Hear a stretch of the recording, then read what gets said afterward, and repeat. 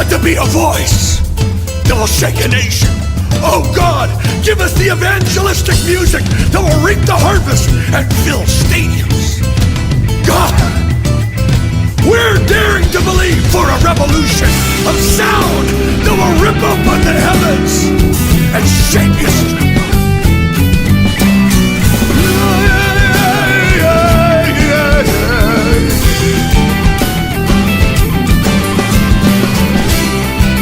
I have found David, a man after my own heart.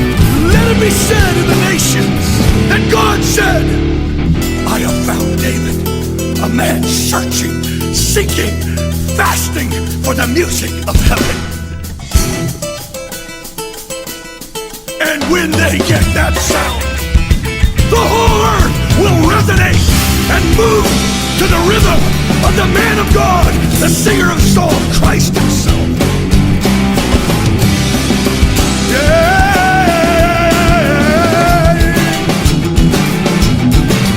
So we call him forth all over the land in the secret places of devotion. Burn in their heart and make them 10 times better. Make them 10 times better than the sounds of the earth. Graça e paz, você que nos assiste por YouTube, em algum lugar do mundo. Obrigado aos irmãos da Itália, em especial ao pastor Roberto Belloni, que sempre conversa comigo a respeito das mensagens e compartilha comigo, compartilha com os irmãos, aos irmãos de Portugal também. Uma grande alegria poder compartilhar e saber que as mensagens chegam tão longe. Essa é a bênção de termos as plataformas digitais. E bem-vindo para você que está aqui, amém? Você que faz parte dessa casa ou nos visita pela primeira vez. Eu queria te conhecer. Se você nos visita pela primeira ou segunda vez, faz apenas um sinal com a sua mão para que a gente te conheça. Casal aqui, mais uma moça ali. Só?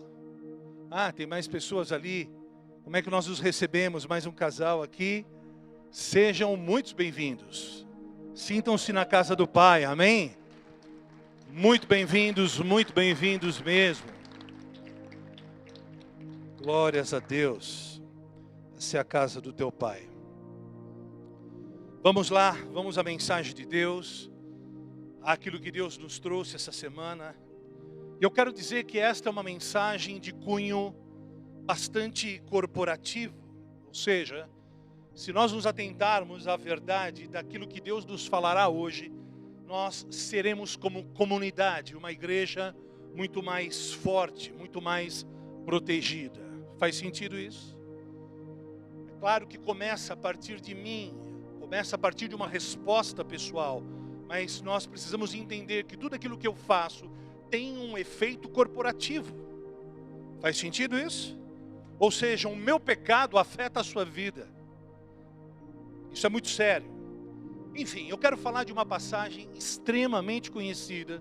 E normalmente as passagens extremamente conhecidas são extremamente negligenciadas.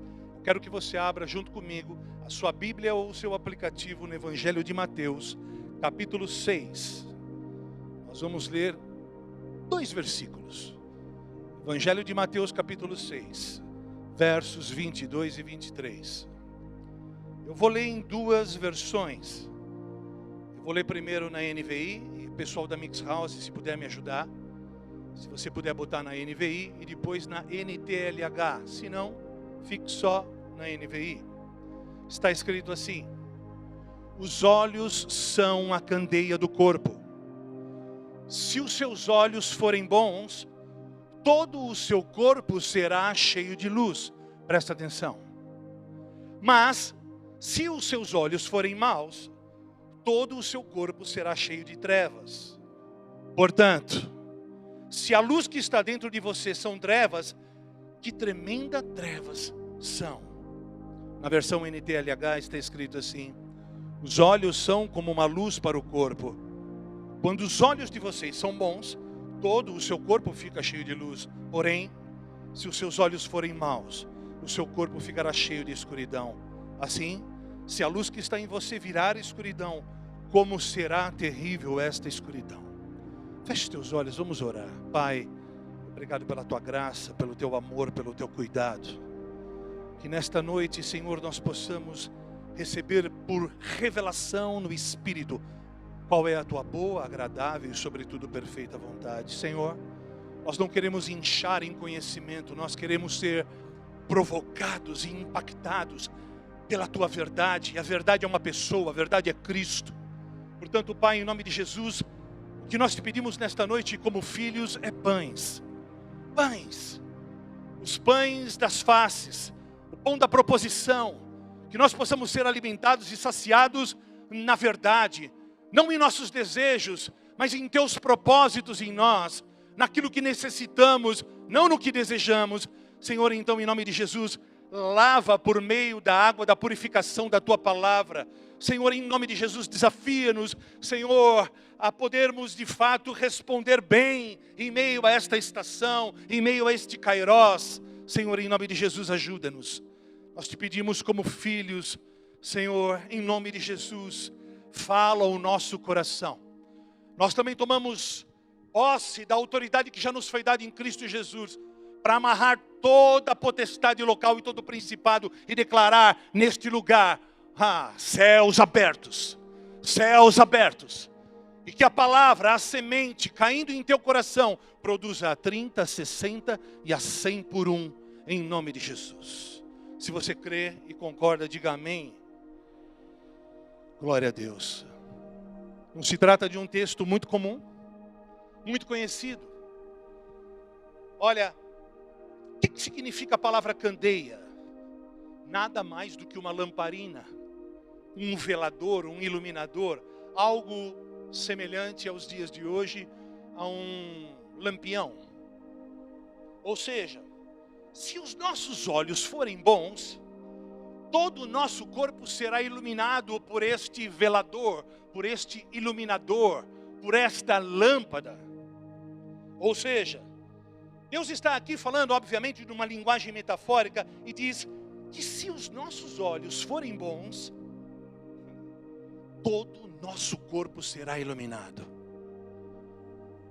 Mas Ele também está falando metaforicamente do nosso corpo. Ou seja, Deus está falando de algo interior que acontece a partir do momento em que nós temos uma ótica correta. Há algo interior que acontece em nós. Ele está dizendo que se nós tivermos bons olhos, se nós tivermos a maneira correta de enxergar, se os nossos olhos forem bons, todo o nosso interior será iluminado. E o contrário disso? O contrário disso também é verdade. Se os nossos olhos forem maus, a escuridão tomará conta do nosso interior. Não tem nada a ver com as exterioridades da vida. Não tem nada a ver com apagar essa luz e vocês não me verem. Deus está falando de algo interior. Deus está falando que os nossos olhos são como uma porta, como um portal. E as nossas perspectivas e leituras da vida, o nosso ponto de vista acerca das questões ao nosso redor, afetarão dramaticamente as nossas vidas. Portanto, eu te pergunto hoje, qual é a tua lente? Qual é a maneira com que você tem enxergado as questões que afetam a sua vida e a vida dos teus?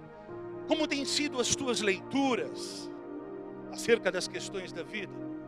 Olha só que curioso. Quando a gente procura na Bíblia Strong a palavra bom, dentro deste versículo que lemos, a gente encontra a palavra grega haplos. Eu queria que os meninos da Mix House colocassem na tela, se vocês fizeram a lição de casa. Haplos. Ah, que bonitinho. Peraí. Tá vendo ali a palavra bons? Aí você tem o Strong. Passa a outra, filho. Tá ali a palavra haplos. Lá em cima está escrito haplos também. Mas não dá para ver, né? Está grego, mas embaixo está escrito haplos. Vamos ver o que significa essa palavra? Olha só. Eu que projetei essa mesa. A palavra haplos aponta para... Olha só que interessante, a palavra sincero. Olha só que interessante. A palavra haplos significa sem dobras, singular, único, simples, sem complexidade de caráter emotivo. Guarde, por favor, esses sinônimos, ok? Livre de mistura. Repita comigo, livre de mistura. Repita comigo, inalterado. Puro. Significa alguém marcado pela ausência do mal. Passa o outro, filho. Não, já foi. Passa lá para mim. Isso. Aqui estão os sinônimos da palavra haplos, que se encontra na etimologia da palavra bons, que está lá naquele texto que lemos, que traz um contexto, que abre para nós um leque de entendimento ainda maior. E então a gente vai entender, dentro desta ampliação de compreensão, e eu quero me ater a uma palavra que nós lemos, que é indivisível. Repita comigo, indivisível. E se você não ouviu, certamente ouvirá, infelizmente. Quando algum problema acontece em alguma igreja, em qualquer lugar do planeta Terra, você vai sempre ouvir uma palavra, adivinhe qual é? Opa, adivinhar não pode. A gente sempre vai ouvir uma palavra chamada divisão. Já ouviu essa palavra divisão? Já? Talvez não aqui, né? Só em outras cidades. O que Deus está querendo dizer com esta questão de ser indivisível? Por quê? Porque a verdade é indivisível. Ela é única, ela é pura, ela é honesta. Quando nós temos os nossos olhos bons, quando a nossa leitura e a nossa perspectiva acerca das questões da vida, elas partem da premissa de que nós temos esta visão única, pura, indivisível, então nós estamos dizendo que nós estamos imunes a esta palavra divisão. O que é divisão numa igreja? É quando uma outra visão entra dentro desta única visão. Faz sentido? Nós lemos também um dos sinônimos, sem mistura, puro, honesto. Ou seja, o que significa a palavra divisão? Significa duas visões. Quando nós possuímos uma visão espiritual e outra natural acerca de qualquer assunto, então nós teremos duas visões ou divisão. Deixa eu tornar isso ainda mais simples. Quando um cônjuge tem uma visão acerca de finanças ou da educação dos filhos e o outro cônjuge tem outra visão, então simplesmente instala-se uma divisão no lar. Você já viu isso? Não, eu também nunca vi. Enfim. Por isso Paulo diz assim: tirem seus olhos da terra, fixem seus olhos no céu, busquem as coisas do alto, onde Cristo vive assentado à destra do Pai. Pensem nas coisas do alto, olhem para Jesus, tirem os olhos da terra, porque morrestes com Cristo e agora estão escondidos em Cristo. Colossenses 3, versos 1 e 3. Não precisa colocar. Tem sentido isso para você? Jesus está dizendo assim para mim e para você hoje: cuidado. Cuidado com a maneira com que vocês enxergam as coisas, das mais triviais às mais rebuscadas da vida. Cuidado com os teus olhos. Cuidado com suas leituras e pontos de vista. Porque se os seus olhos forem maus, todo o seu corpo estará em escuridão. Cuidado para que vocês não percam esta única visão que vocês devem ter, esta que é honesta, que é pura, que é do alto. Em outras palavras, nós que temos aprendido as questões acerca do novo pacto, Deus no pós-cruz, Ele diz: Deus nos deu o Espírito dEle, não parte, mas todo o Espírito dEle. Após a cruz, no novo pacto, Deus tabernaculou em nós, Ele vive em nós, Ele mora em nós, e Ele nos deu todo o seu Espírito, e nós temos a mente de Cristo, e portanto nós temos que ter os olhos dEle. Simples assim. Aqueles que estão em Cristo não podem observar a vida a partir de um ponto de vista pessoal, raso, humano, cartesiano, unilateral. Aqueles que estão em Cristo não podem ter uma visão natural, uma visão dividida, um coração dobre, um dobre ânimo. Nós temos que ter, todos nós, seja na sua família, no seu trabalho, na nossa comunidade, uma única visão, indivisível.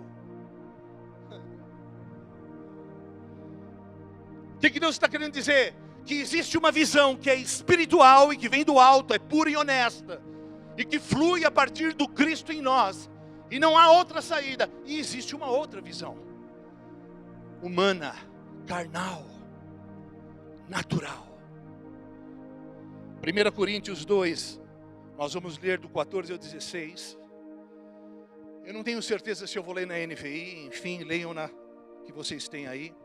Está escrito assim: quem não tem o Espírito não aceita as coisas que vêm do Espírito, pois lhes são loucura, e não é capaz de atendê-las porque elas são discernidas espiritualmente. Mas quem é espiritual discerne todas as coisas, e ele mesmo por ninguém é discernido. Pois quem conheceu a mente do Senhor para que possa instruí-lo? Nós, porém, temos a mente de Cristo. Aleluia! Deus está levantando uma placa de advertência nesses últimos dias, em meio a este caos.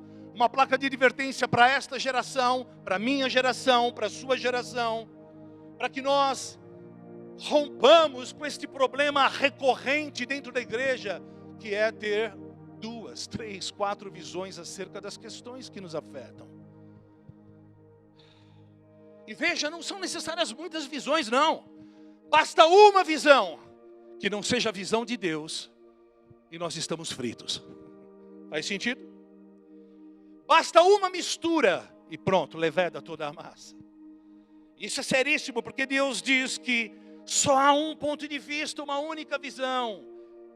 Só existe um filtro, uma lente acerca de tudo na vida. E eu sei que você pode até encontrar algum argumento e subjetividade nisso que eu estou afirmando, mas sobre um ponto de vista macro é isso. Ou nós olhamos com os olhos do Cristo em nós, ou nós vamos olhar com os olhos conformados à nossa natureza caída em Adão. E aí, meu irmão, você pode fazer o que for dentro da igreja. Você pode pular, pintar, tocar pandeiro, pregar bem. Você pode fazer boas obras. Mas no dia H, no dia mal, você vai rachar e você vai dividir com o teu irmão.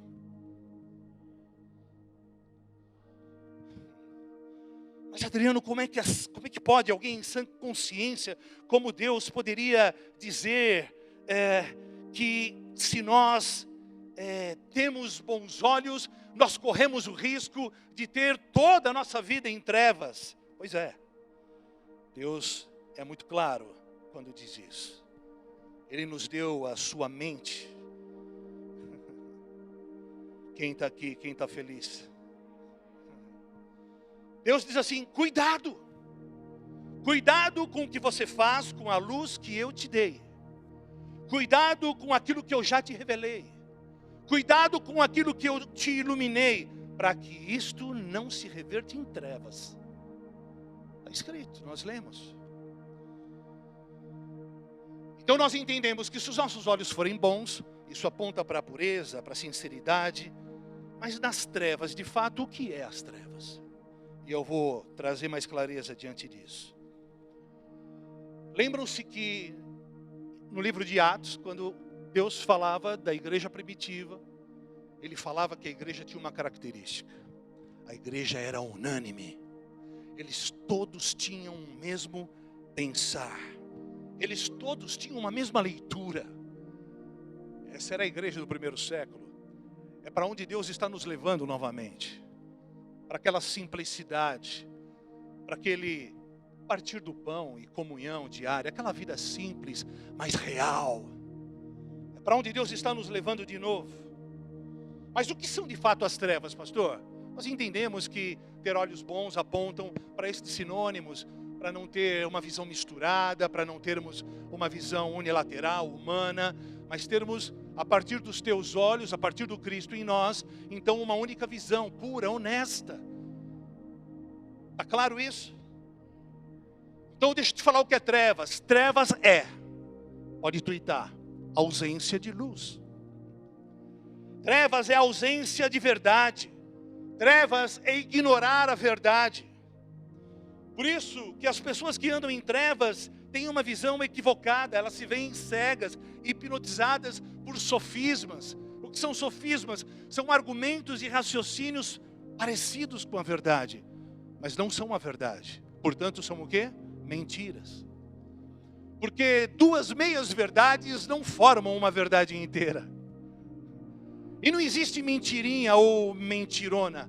Existe mentira e verdade. Portanto, quando nós não temos os nossos olhos alinhados, e Deus está falando não dos nossos olhos, se os nossos olhos são azuis, verdes, ou se os nossos olhos estão bem. Deus não está falando aqui de termos olhos sem miopia, sem catarata. Deus está falando dos olhos do coração. Se os nossos olhos forem bons, se a nossa leitura for a partir do Cristo em nós, ora, todos vocês serão iluminados. E consequentemente nós seremos a luz do mundo. Mas, porém, contudo, todavia, se os nossos olhos forem maus, desalinhados,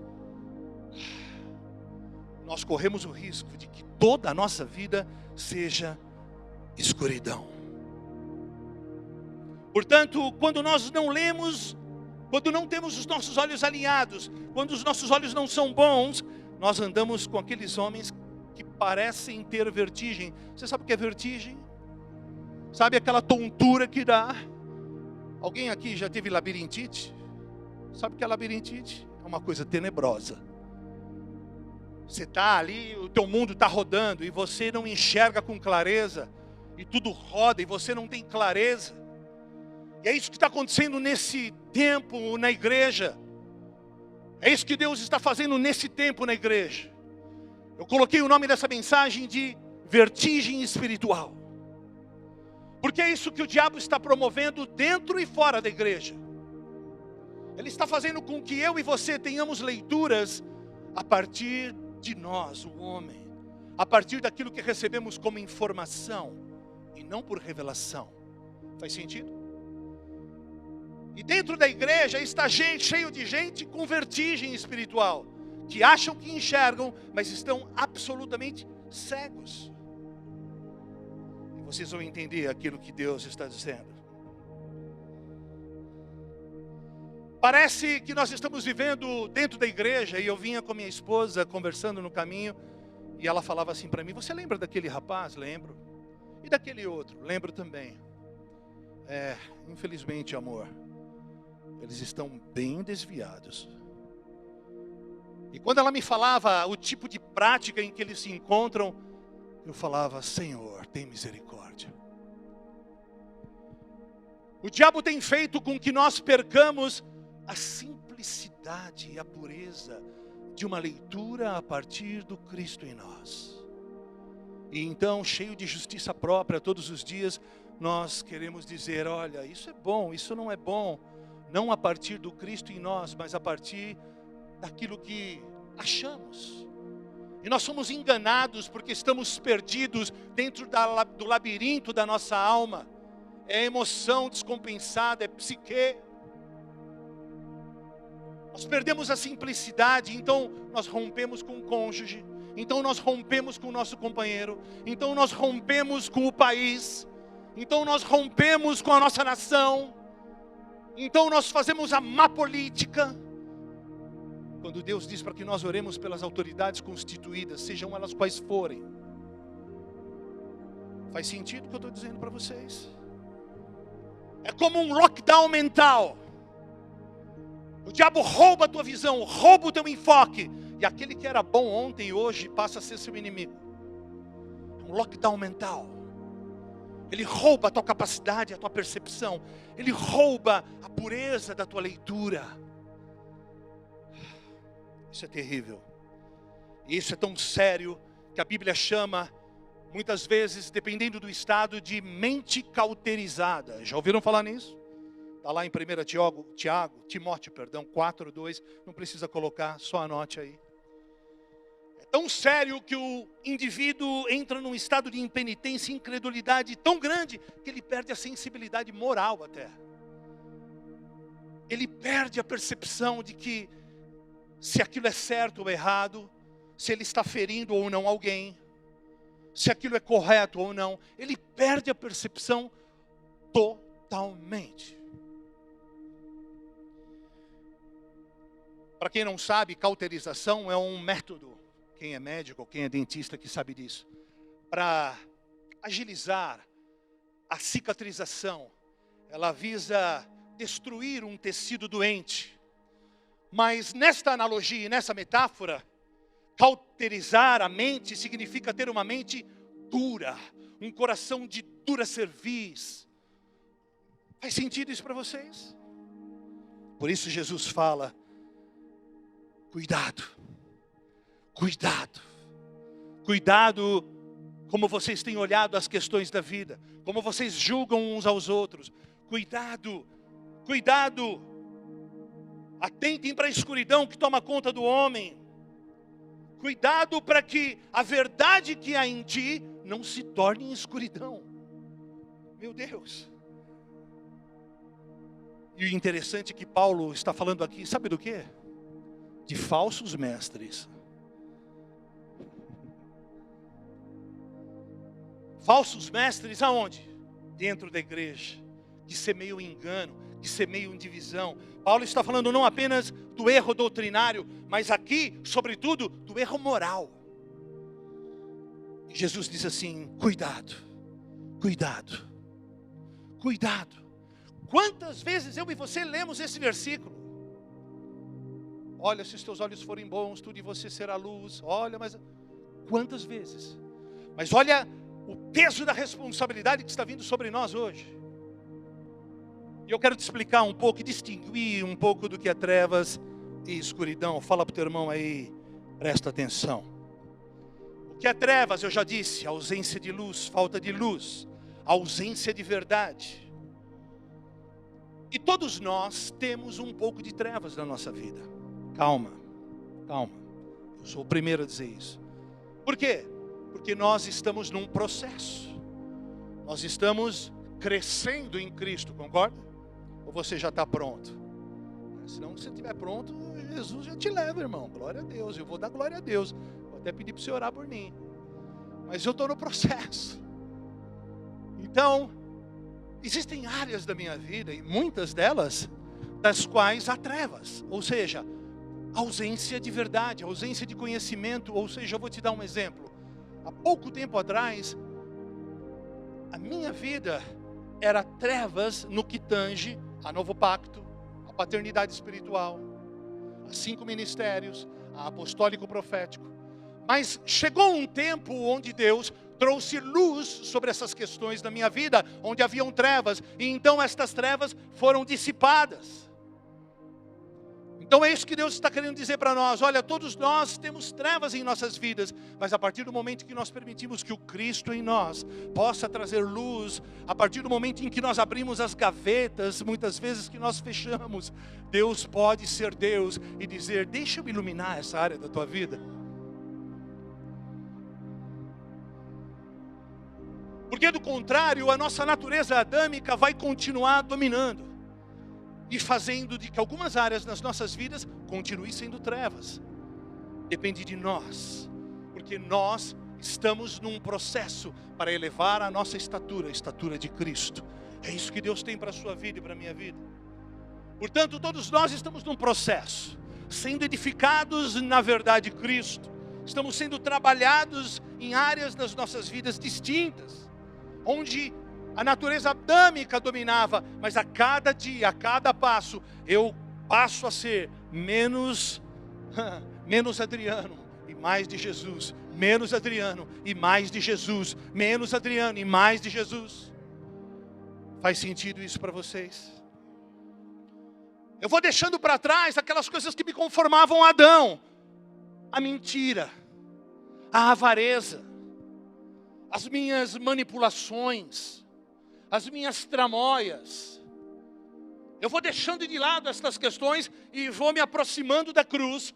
E eu vou a cada dia, através de uma kenosis, de um esvaziamento diuturno, eu vou me deixando me parecer mais como Cristo.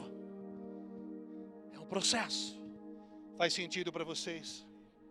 É claro que existem pessoas super, mega, incríveis, que sabem mais do que todos e já estão meio prontos, enfim. Eles não precisam sequer de kenosis, mas não são do nosso meio. Em resumo, então, trevas é ausência de luz em minha vida, mas quando chega o conhecimento a estas áreas, elas são dissipadas e então Cristo brilha em mim e eu passo a ser a luz do mundo. Está claro isso? Glórias a Deus. Deixa eu te falar uma coisa.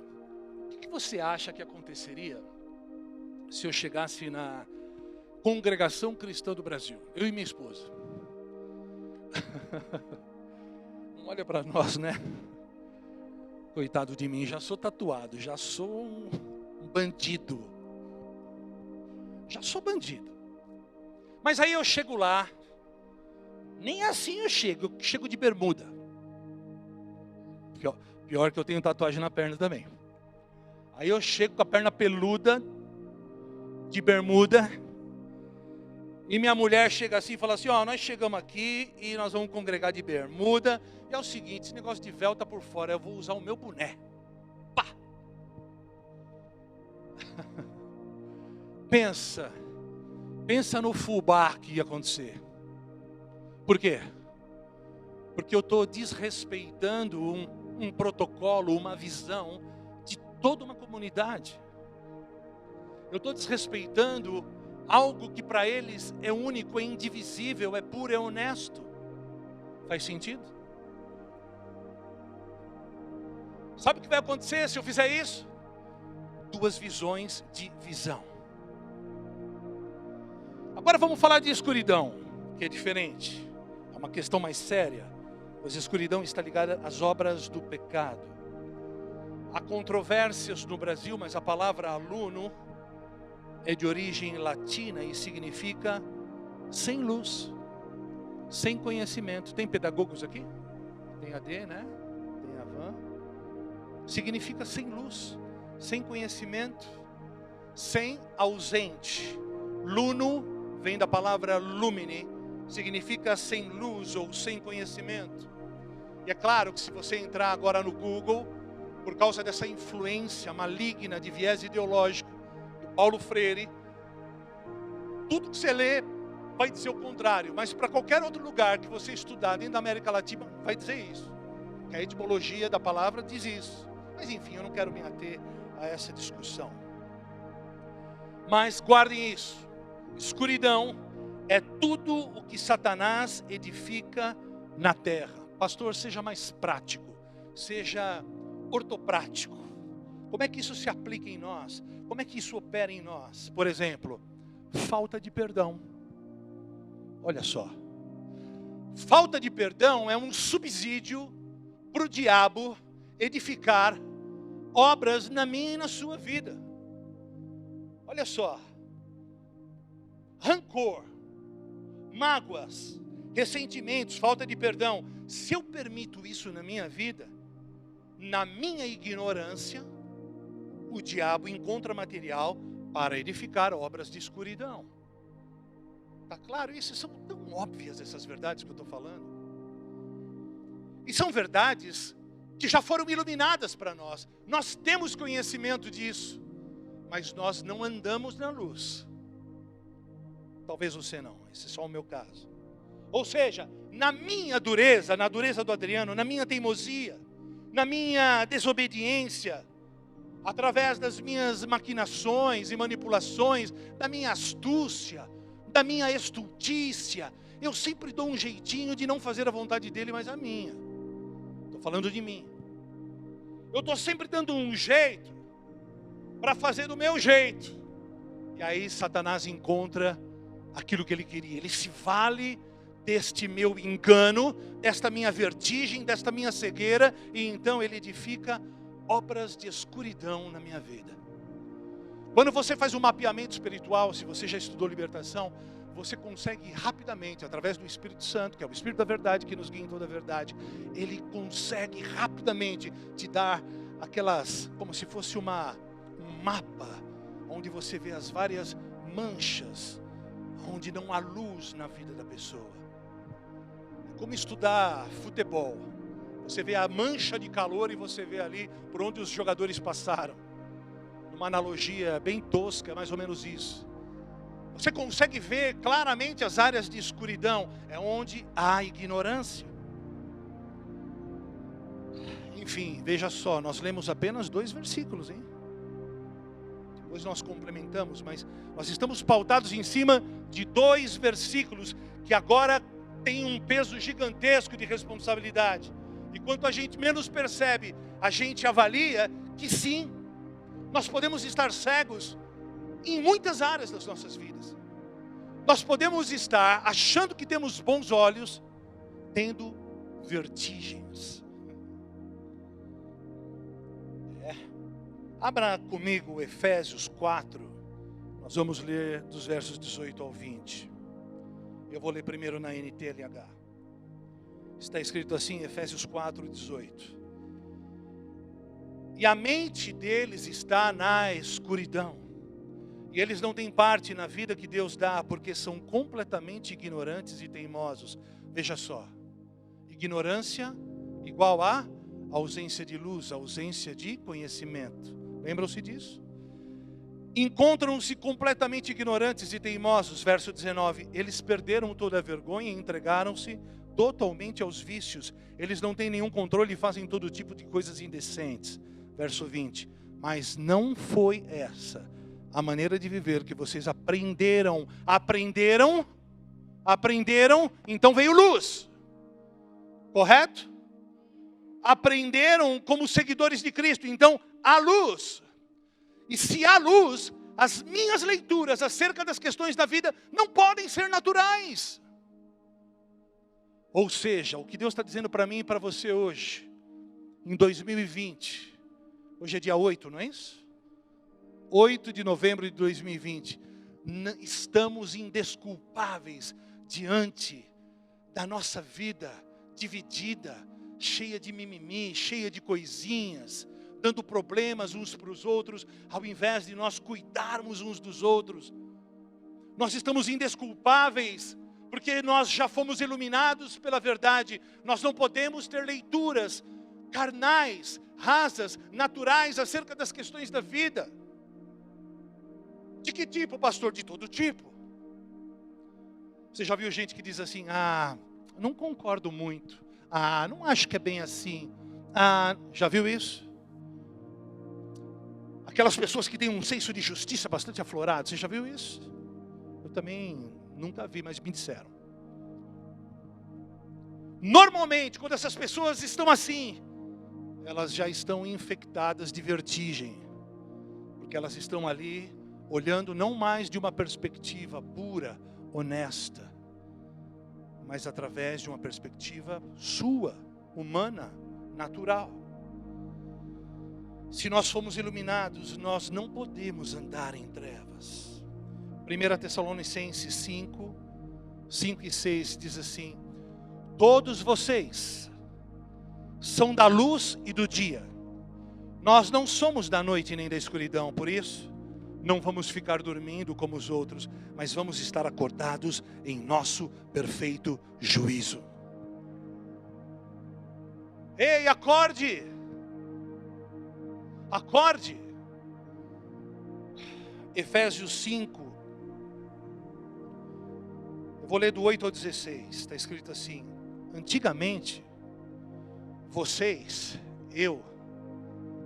vivíamos na escuridão, mas agora que pertencem ao Senhor, vocês estão na luz. Por isso, vivam como pessoas que pertencem à luz. Pois a luz produz uma grande colheita de todo tipo de bondade, honestidade e verdade. Procurem descobrir quais são as coisas que agradam ao Senhor. Não participem das coisas sem valor que os outros fazem, coisas que pertencem à escuridão. Pelo contrário, tragam todas essas coisas para a luz, pois é vergonhoso até falar sobre o que estas pessoas fazem em segredo. E quando qualquer coisa é trazida para a luz, então a verdadeira natureza é revelada, porque o que é claramente revelado se torna luz. E é por isso que se diz: você que está dormindo, acorde, levante-se da morte, Cristo iluminará. Verso 15. Portanto, prestem atenção na sua maneira de viver. Eu vou repetir: prestem atenção na sua maneira de viver.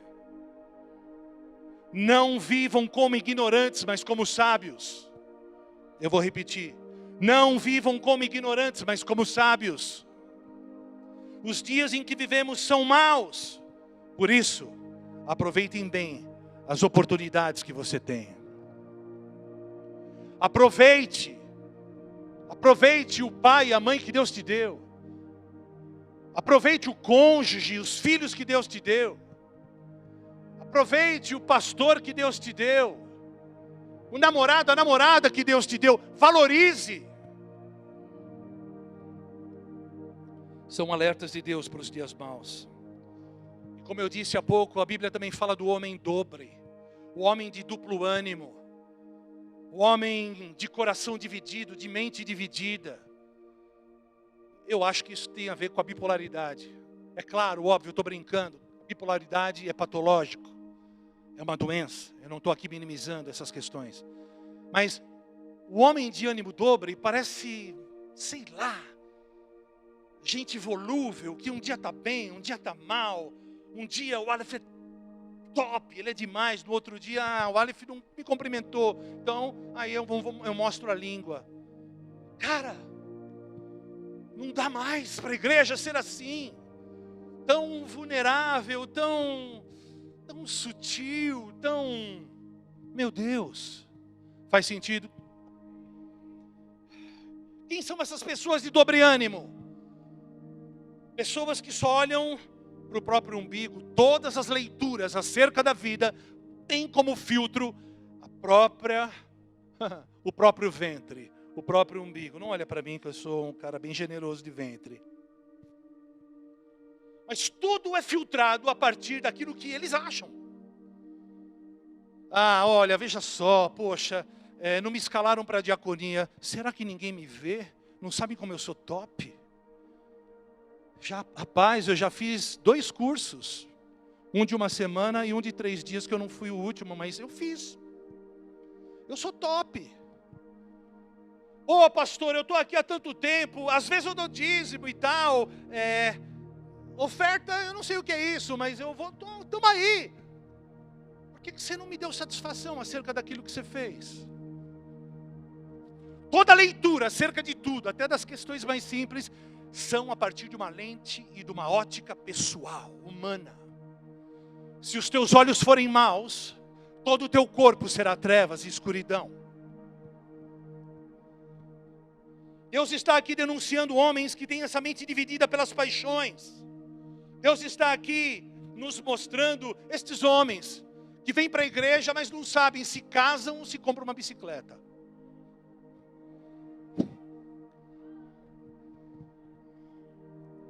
Deus diz: chegai-vos a Ele, e Ele se chegará a vós. Limpe as mãos, limpe o coração. Deus está dizendo: vem, limpa o coração, vem, definam-se por mim. Pare de ter 2 pensamentos e cochear entre 2 pensamentos. Parem de falar e fazer e falar aquilo que vocês não fazem. Pare. Deus está nos falando há pouco tempo: definam-se. Precisamos ter bons olhos, uma só visão, um só enfoque. Sejamos homens sem ânimo dobre, sem coração dividido, sem mente dividida. Sejamos unânimes, como família, como comunidade. Seja um só no seu trabalho, seja um só com o seu patrão. Honre-o. Tenha uma só visão, um só coração, um só alvo. Tenham bons olhos. Quem está entendendo?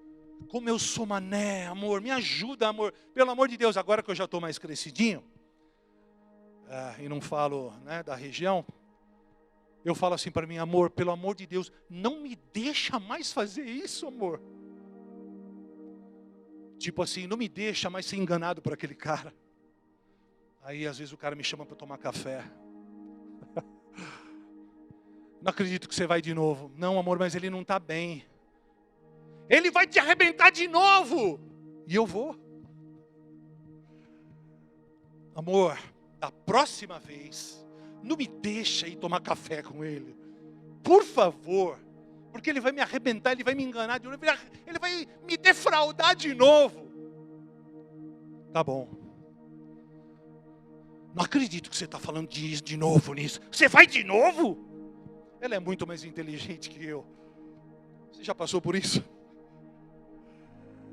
Por um lado é muito bom, porque eu creio que isso tem a ver com um atrevimento de quem quer ver as coisas sempre com pureza, com quem quer ver todas as coisas sempre a partir de um ponto de vista de ir além, dar a outra face, dar a capa,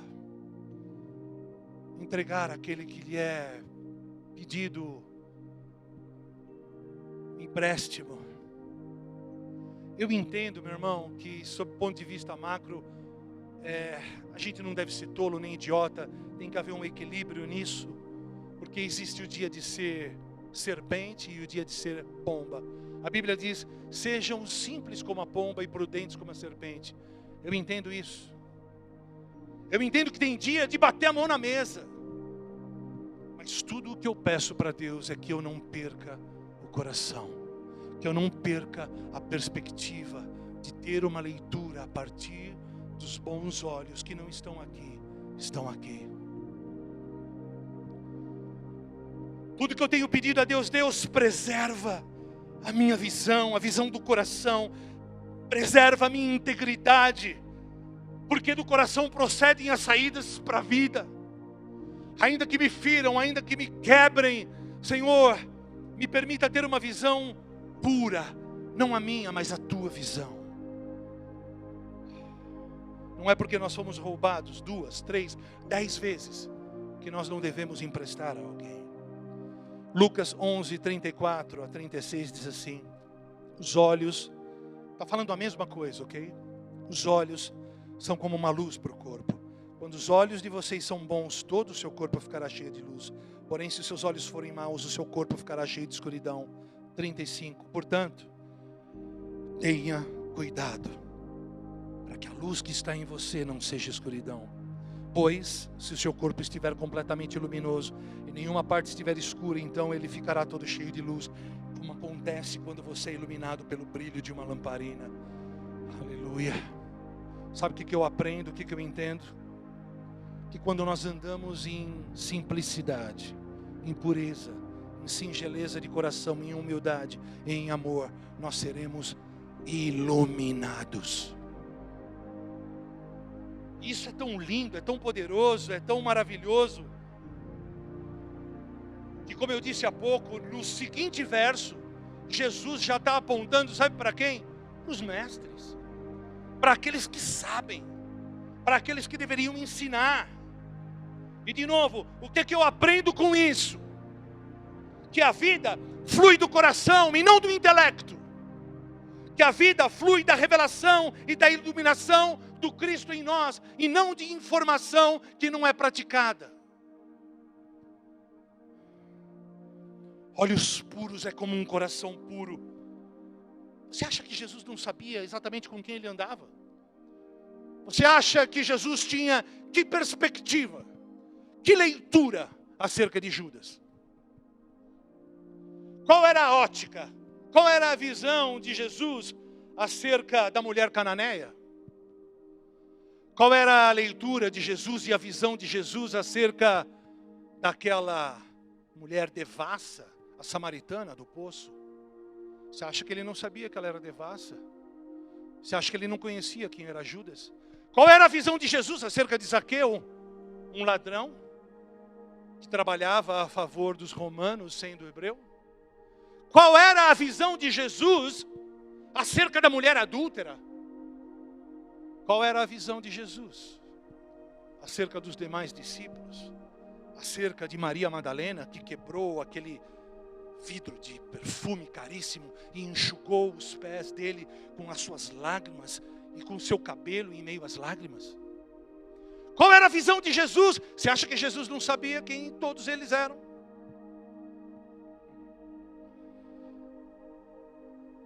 Mas hoje, o povo tem outra visão. E eu quero te contar, não é a visão de Jesus. Porque se fôssemos nós, diante destas mesmas pessoas, nós teríamos colocado elas para fora da igreja. Sim ou não? Os teus olhos são bons? Como são os teus olhos?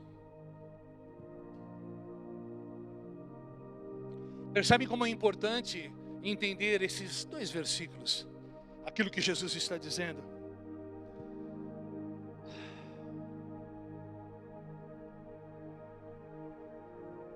A tônica é a mesma desde sempre. A quem ouvimos? Quais são nossas leituras? Nossa visão? Você sabia que aquilo que comemos transforma a nossa natureza? Não estou falando de ir para o McDonald's, não, viu, irmão? Isso também vai transformar a tua natureza estética. O teu estereótipo vai ser transformado. Sabe quando Eva e Adão caíram em si daquilo que fizeram?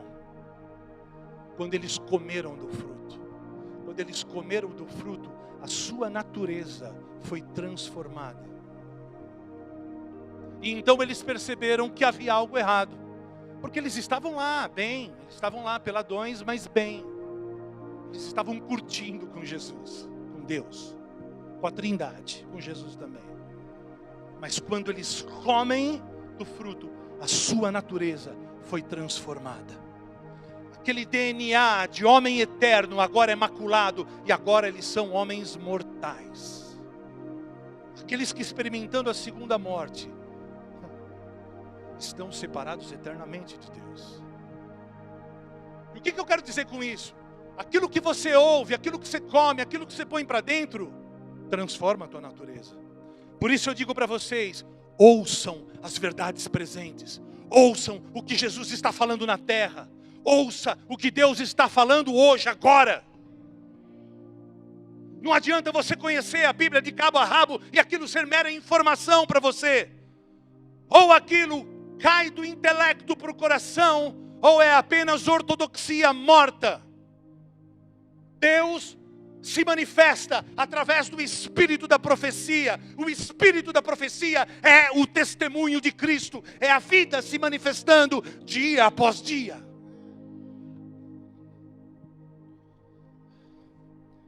Deixa eu te falar então sobre informação.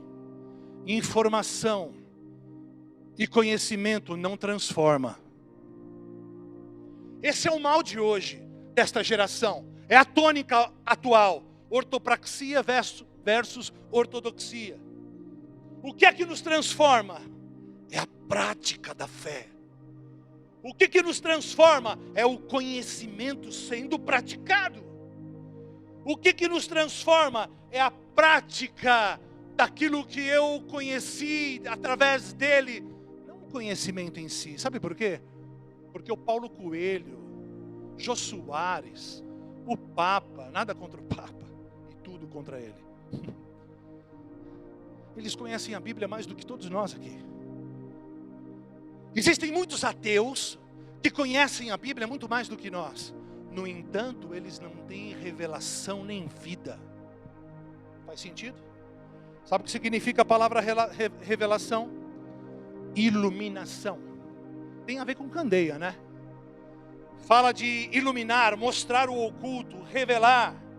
Em outras palavras, quando nós recebemos informação e não praticamos, então o que nós temos é mera informação. Não muda a nossa vida, não transforma a nossa vida. Nós entramos e saímos da igreja da mesma maneira.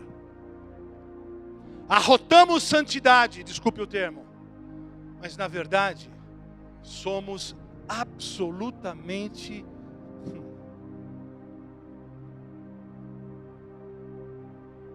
arrotamos santidade e um pseudo-intelectualismo, conhecimento, mas no final de semana eu boto a minha capa de Batman.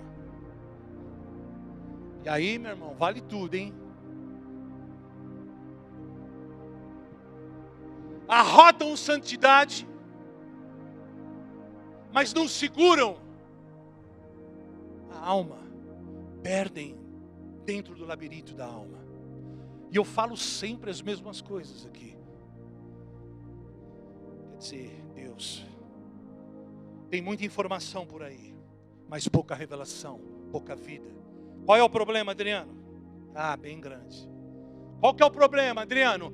É um problema imenso. É o que está escrito lá em Lucas 11:35 que nós já lemos. Portanto, tenham cuidado para que essa luz, para que este conhecimento que há em vocês não seja escuridão. Por isso eu costumo dizer que a igreja é um dos lugares mais perigosos para se estar. É mais perigoso você estar aqui do que na faixa de Gaza, meu irmão. É mais perigoso você estar aqui do que num tiroteio no meio de Alepo. É mais perigoso você estar aqui do que no Líbano, meu irmão. Sabe por quê? Porque a verdade que você ouve te compromete, queira você ou não. Agora, a verdade que você ouve te liberta, te abençoa, te livra desse lobo chamado selfie, desse lobo chamado eu, que te consome e você não vê.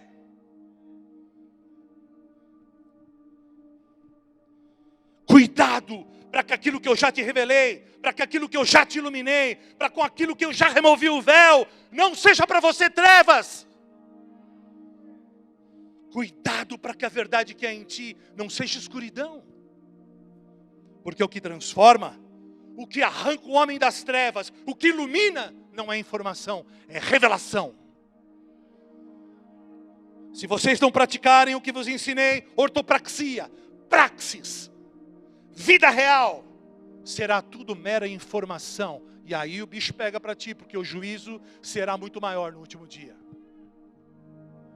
Tenha uma vida simples, tenha uma leitura simples, para de criar caso, para de mimimi, tenha uma leitura a partir do Cristo.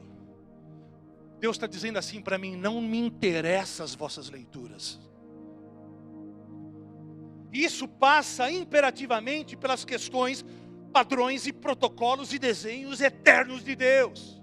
Porque se você não respeita a sua esposa, se você não respeita o teu pai, aquilo que ele fala, aquilo que o teu cônjuge diz, aquilo que o teu líder diz, aquilo que o teu pastor diz, então você quebrou os padrões, você quebrou os protocolos.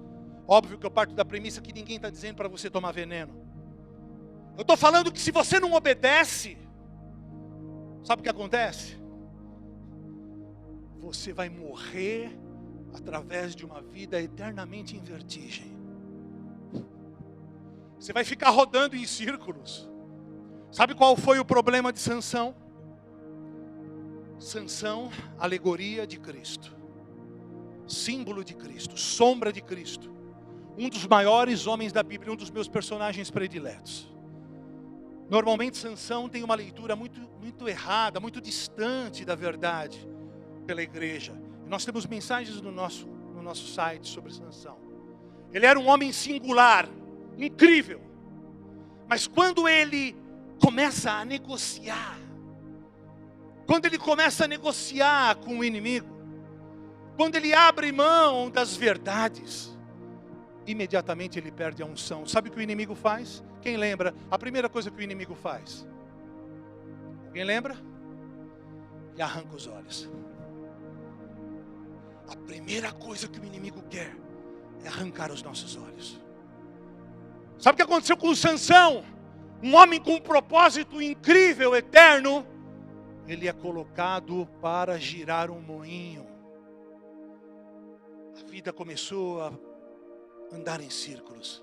A vida não sai do lugar. O cara sai de uma igreja, vai para outra, e vai para outra, aí vai para outra. Aí ele gosta do ensino lá, vai para cá. Aí ele gostou de um outro cara ali que tem um olhinho verde ali. Aí gostou do outro, e vai para lá, e vai para cá, e vai, e vai, e vai.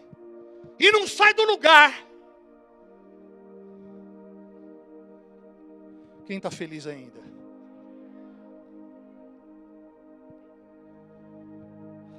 Mas se a gente pratica aquilo que nos foi revelado, então tudo nos é iluminado, então a gente brilha a luz de Cristo em todo lugar. Meu irmão, Deus está limpando a nossa visão, os nossos olhos nestes dias, para que nós não sejamos confundidos, para que nós não percamos para o lobo em nós, para que nós possamos ser efetivos, para que a igreja seja de fato esperança do mundo. Para que a gente pare de encher os bancos da igreja apenas para ouvir uma boa palavra ou para ouvir uma boa música. Não! O que Deus tem para você e para mim é uma vida poderosa. Uma vida de realizações poderosas. Mas você precisa parar. Alinhar tua visão. Nós precisamos alinhar as nossas visões. E Deus está hoje alinhando a nossa visão. Aleluia. Para que nós tenhamos uma única visão, pura, sensata. Olha só que curioso. Quando a gente lê a parábola dos trabalhadores, e vocês devem lembrar dessa parábola, a parábola dos trabalhadores do vinhedo ou vinhateiro, está escrito lá em Mateus 20, abra comigo, Mateus 20, dos versos 9 ao 13 primeiro, está escrito assim: vieram os trabalhadores contratados por volta das 5 horas da tarde, e cada um recebeu quanto? Cada um recebeu 1 denário. Quando vieram os que tinham sido contratados primeiro, esperavam receber mais. Mas cada um deles também recebeu 1 denário. Quando receberam, começaram a se queixar. Não pode ser. Que gozado, né? Começaram a murmurar, a se queixar. Começaram a se queixar com o proprietário da vinha, dizendo-lhe, estes homens contratados por último trabalharam apenas 1 hora, e o Senhor os igualou a nós, que suportamos o peso do trabalho e do calor do dia. Mas o patrão respondeu a um deles: amigo, na boa, amigo, não estou sendo injusto com você. Você não concordou em trabalhar por 1 denário? Como se diz aqui em Gravidade Zero, olha aí, Jeová. Olha aí no verso 13, Deus dizendo assim: amigo, por acaso eu estou sendo justo com você? Injusto com você? Eu não falei para você que era para você fazer isso? Existe um ditado popular que diz que o combinado não sai caro, certo? Ei, você que veio aqui trabalhar aqui na Gravidade Zero, eu não te passei as regras? Eu não te passei a visão? Eu não falei que você tinha que fazer recon? Eu não falei que você tinha que ser fiel nisso, fiel naquilo? Por que você está achando ruim agora? Por que você está com outra visão agora? O que aconteceu? Você está como os Gálatas, totalmente entorpecido. O que aconteceu com você? Que você está cego? Não foi combinado, não era um protocolo desta casa fazer isso, aquilo. Por que é que você está agora inventando um outro protocolo? Por que agora você está com uma visão sua? Quem pode dar um glória a Deus? Ei, amigo, por que eu sou injusto com você? Se eu falei para você fazer tal coisa e você disse que sim. Por que você casou? Casou para separar? Quem mandou você casar? Alguém botou revólver na sua cabeça? Quem mandou você namorar? Quem mandou você desonrar? Alguém botou revólver na sua cabeça? Está gostosa essa mensagem? Faz assim, meu irmão.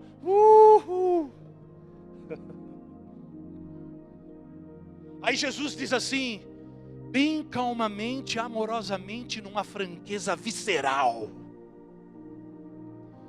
ei, pega o teu dinheiro e vai.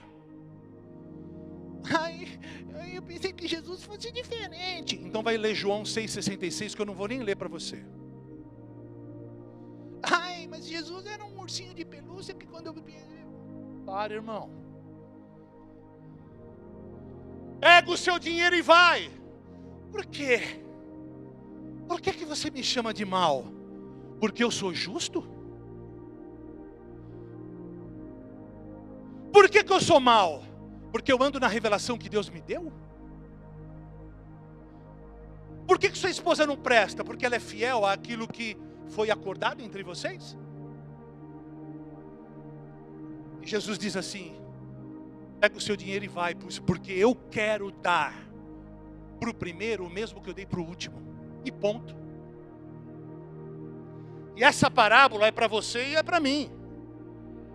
Porque o velho pacto é apontamento para o novo. A gente já está no novo aqui. Essa realidade é para nós. É uma metáfora que fala de mim e de você. A menos que você não seja cristão. Por acaso o Senhor não tem direito de fazer do seu dinheiro o que quer? É o que Jesus está falando. E olha só o versículo 15. Você está com inveja porque eu fui bondoso com os outros? Meu Deus. E o verso 16 é a cereja do bolo. Assim, os últimos serão os primeiros e os primeiros serão os últimos. Eu, se fosse você, aplaudiria o Senhor. Isso é muito lindo. Porque os caras que batem no peito, os autodenominados, que se dizem sabedores, conhecedores,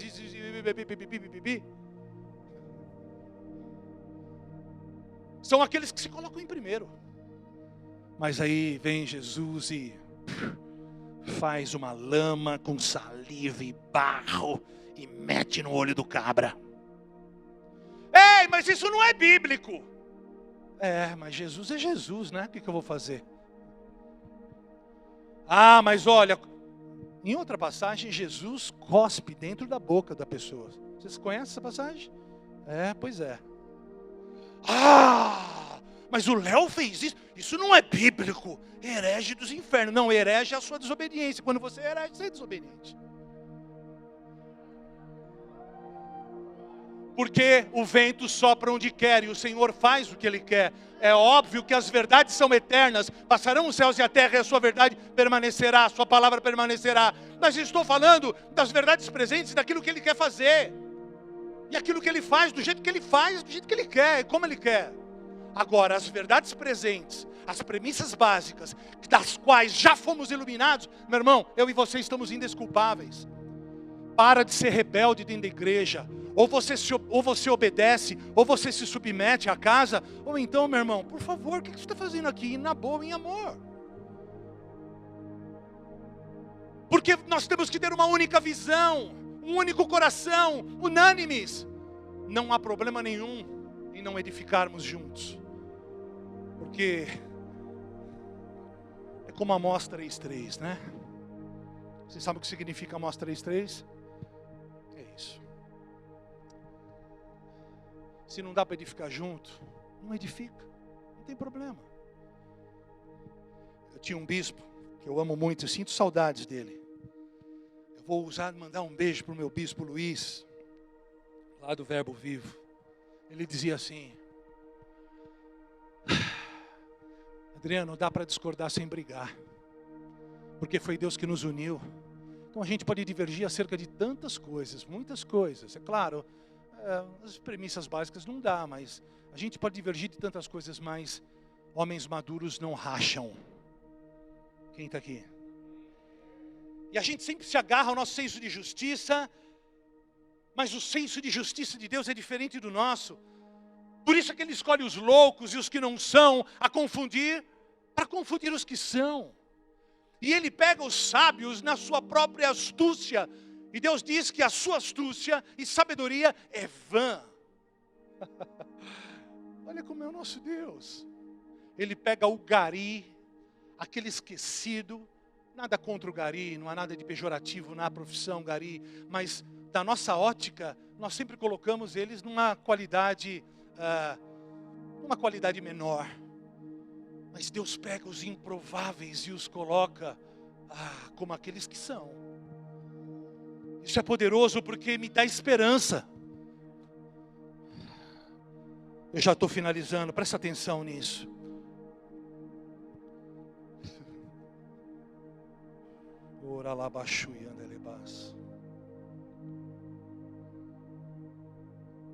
Jesus está dizendo para nós, por que vocês perdem um foco tão fácil?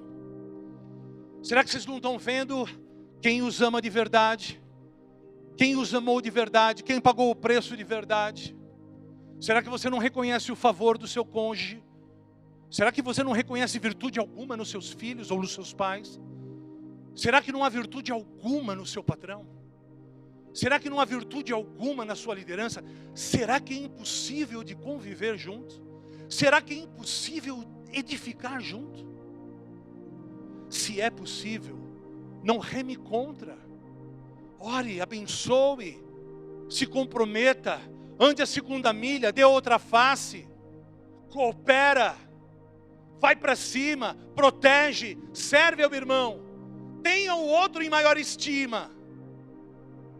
Sim ou não?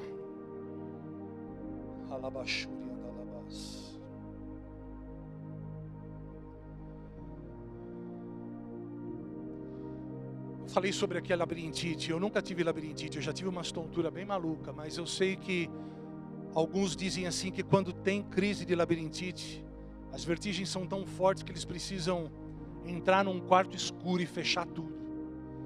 Não sei se você já passou por isso, você pode me corrigir. E aí eu fiquei pensando numa metáfora. Tudo que o diabo quer é roubar nossa visão, nosso enfoque real. Tudo que o diabo quer é nos empurrar para um quarto escuro. Tudo que ele quer é nos dar vertigem a fim de que a gente busque um alívio rápido. E aí a gente tem que se encontrar dentro de um quarto escuro, buscando um falso alívio. Deus está ajustando a nossa visão hoje. Abra sua Bíblia em Mateus 5, verso 29, eu vou ler na NVI. E agora eu quero fechar a mensagem. Está escrito assim: se o seu olho direito, é isso que está escrito? Se o seu olho direito te fizer pecar, estranho, né? Por que não é o olho esquerdo? Mas enfim, é o direito. Mateus 5, 29. Se o teu olho direito te fizer pecar, arranque-o e o lance fora. É melhor perder uma parte do seu corpo do que ser todo ele lançado no inferno. Volto a dizer, estranho, né? Olho direito e não esquerdo. Por isso eu entendo, irmãos, não sejam de esquerda, amém? Brincadeira. É brincadeira. E o olho direito já foi título de mensagem dessa casa, também está no nosso podcast. Uma mensagem bem curiosa. Mas vamos nos ater agora a uma leitura diferente acerca do olho direito. Presta atenção. O olho direito aqui é representativo no mundo espiritual, porque o olho direito, e não o esquerdo, representa a visão espiritual. Representa a perfeita visão. O olho direito representa a visão a partir de uma ótica do Cristo em nós. Faz sentido isso? Portanto, o olho direito faz menção, simboliza a visão interior, a visão do Espírito, a visão a partir do Cristo. Esta é a perfeita visão. E quando nós perdemos o olho direito, em analogia, nós estamos pervertendo a graça em libertinagem. Ou seja, eu estou ignorando as leituras espirituais, os protocolos, os padrões de Deus. E então, como eu já disse, eu ajo do meu jeito, com a minha visão. E aí eu perverto a graça. Porque a graça é aquilo que Deus nos deu através de Cristo, não para andar debaixo da lei, que para nós já é difícil. Não. A gente confunde graça com libertinagem, então a gente vem para Cristo e a gente acha que vale tudo. Não, pelo contrário. A graça é um upgrade na lei. Jesus não veio abolir a lei, Ele veio aperfeiçoá-la. E quando você sai na rua e você olha para uma mulher, Jesus está dizendo assim, olha, se você apenas olhar e cobiçá-la, você já adulterou. E eu fico pensando, Senhor, como tu subiu a régua, hein? Uau! Como a gente está na roça mesmo. E se não for a partir do Cristo em nós, meu irmão, quão grandes trevas será a nossa vida. Agora, é óbvio que aqui o olho direito é representativo, no Velho Pacto não, mas aqui é representativo. E ele está falando desta visão espiritual. E se nós não tivermos uma visão espiritual alinhada, o que Deus está dizendo? Arranca-o. Deus está dizendo, se a tua visão equivocada te faz cair, pecar, rebelar, dividir, arranca o teu olho. E arrancar o teu olho não é literal. Você precisa se arrepender. Aí eu quero voltar para o Velho Pacto, para aquela antiga passagem que talvez vocês já conheçam, ou alguns já conhecem. Abra em 1 Samuel capítulo 11 e eu já vou finalizar. 1 Samuel capítulo 11, verso 1 e 2. Eu vou ler na versão NVI. 1 Samuel 11, verso 1 e 2. O amonita Naás avançou contra a cidade de Jabes de Gileade e a cercou. E os homens de Jabes lhe disseram, faça um tratado conosco e nos sujeitaremos a você. Repita comigo, faça um tratado conosco. Faça uma aliança, repete. Faz um pacto. Isso. Contudo, verso 2, Naás, o amonita, respondeu, só farei um tratado, só farei uma aliança, só farei um pacto com vocês, sob a condição de que eu arranque o olho direito de cada um de vocês, e assim humilharei Israel. Olha só que interessante. Naás é um grande rei, um rei maligno, e Naás significa serpente. Por isso nunca coloque o nome do seu filho de Naás, amém? Só para... Naás vinha de grandes conquistas, ele era um grande conquistador, ele vinha de vitórias grandiosas, tratava de um rei com um grande poder bélico, e ele vinha expandindo o seu território, expandindo a sua influência sobre todo o mundo, de maneira acelerada. E aquelas muitas vitórias fizeram com que ele tivesse uma fama de homem intimidador. Ele era mau, e expandia o seu território e a sua influência rapidamente. Então Naás, com todo o seu poderio armamentício, bélico, chega até Israel e cerca Israel. E aí ele estabelece ali um estado de sítio, que é um termo técnico para quando há um embargo total, um cerco total. Ou seja, Israel estava absolutamente cercada. Ninguém entrava, ninguém saía. Imagine a logística para você trazer alimentos de fora, etc. e tal. E aquela voz intimidadora, aquele rei expandindo seu território, aquele rei maligno. E de repente, Israel, sem nenhum tipo de resistência, os anciãos, aqueles que deveriam ter sabedoria, eles se unem, estabelecem um concílio e abrem tratativas. Sem resistência, sem orar, sem consultar o Senhor. Eu estou falando de Israel. Israel, alegoria da igreja, ok? Eles não consultam o Senhor. E então eles partem para uma tratativa. Ei, Naás, permita-nos que façamos uma aliança contigo. Permita-nos que façamos um pacto, um acordo.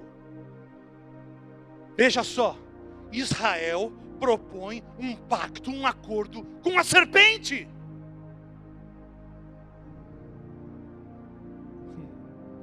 E o que a serpente pede? Ele pede as fronteiras, ele pede expansão do território, ele pede ouro, prata, cavalos, armas, mulheres. É isso que ele pede? Não, ele pede o olho direito de todo homem. Espera aí, esse negócio de olho direito aí deve ser profético, deve ser muito importante.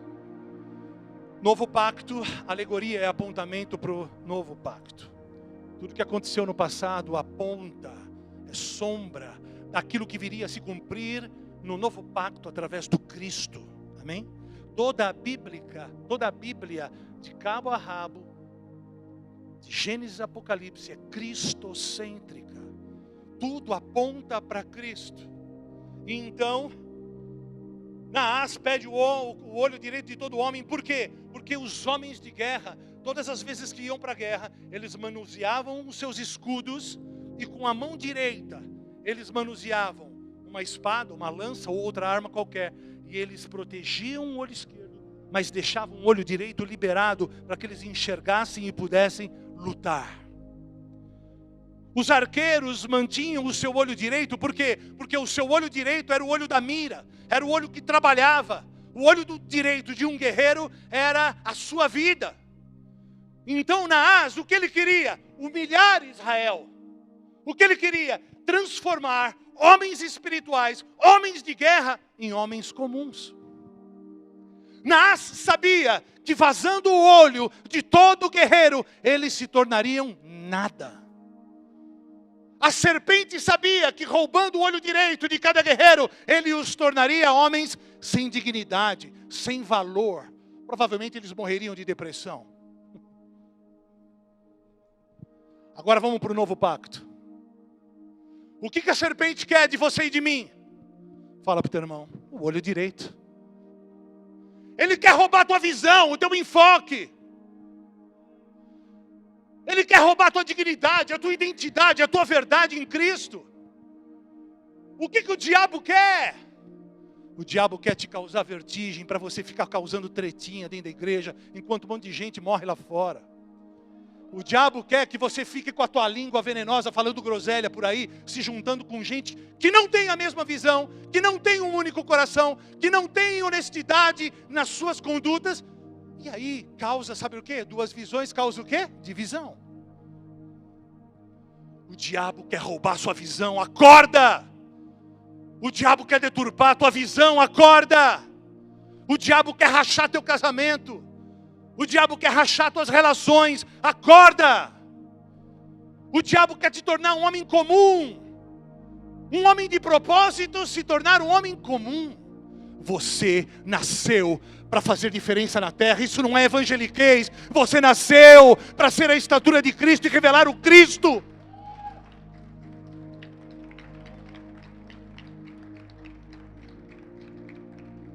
É por isso que o inimigo quer o meu e o teu olho direito.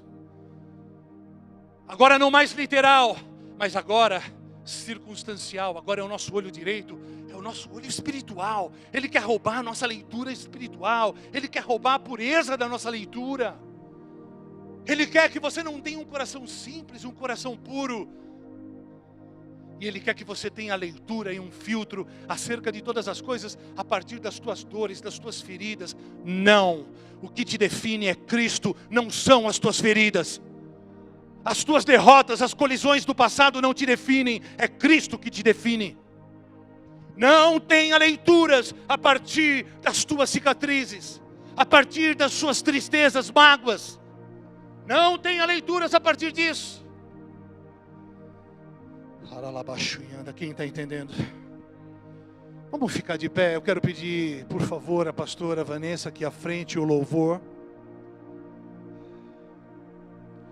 Presta atenção em mim, por favor, não se distraia. Eu quero apenas que você se levante e comece a permitir que o seu espírito seja trabalhado pelo Espírito de Deus.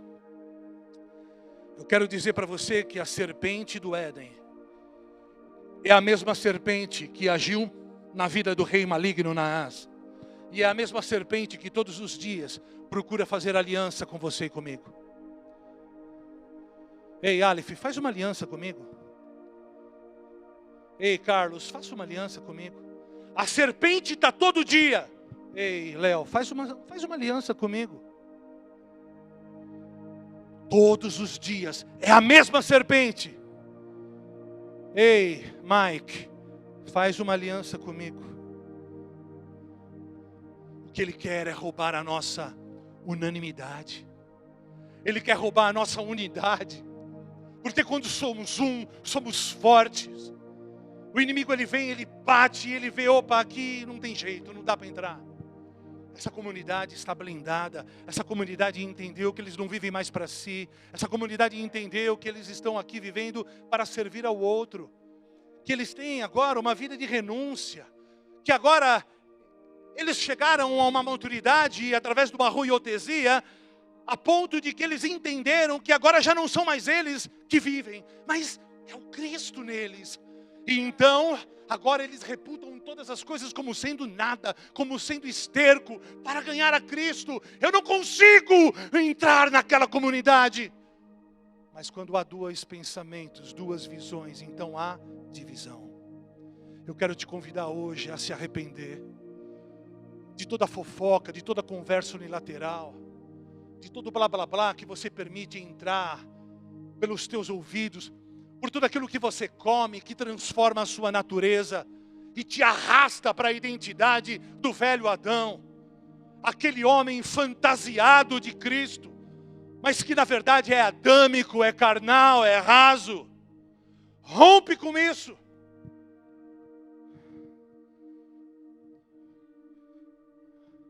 Hoje nós vamos romper com essa vertigem. Quem está aqui está feliz? Nós vamos romper com estas coisas para que nós possamos ser modelo para essas pessoas que pulam de galho em galho, que rompem aqui, acolá. Hoje nós seremos a luz de Cristo brilhando em todo lugar. Em todo lugar. Os teus olhos são bons? 2 versículos apenas. Ah, se os teus olhos forem bons, todo o seu corpo será luz, tudo será iluminado. E vocês serão a candeia do mundo, a esperança do mundo, a luz do mundo na tua faculdade, na tua escola, na tua família. Feche os teus olhos, meu irmão.